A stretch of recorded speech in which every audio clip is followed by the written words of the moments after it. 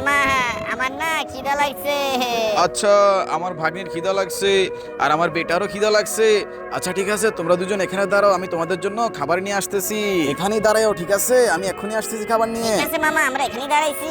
একটা কুরকুরে নিব আর একটা জুস নিব। ছোট দাঁড়া, আমি আসতেছি। আরে হে খিদা লাগছে। ওয়াও বল, দিদি আসা পর্যন্ত এই বলটা নিয়ে খেলবো আমি। ওই যে দুইটা জুস দেখা যাইতেছে, ওই দুইটা নিয়ে এখান থেকে চলে যাই। এই যে নিয়ে নিছি। এইটা আমার বল, না এটা আমার বল, না এটা আমার বল, আরে এটা আমার বল, যা এখান থেকে তুই। আহা!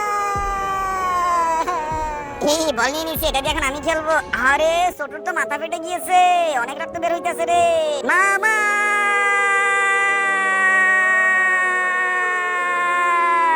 আরে ছোটু, তুই ঠিক আছস? হ্যাঁ আপু, আমি ঠিক আছি।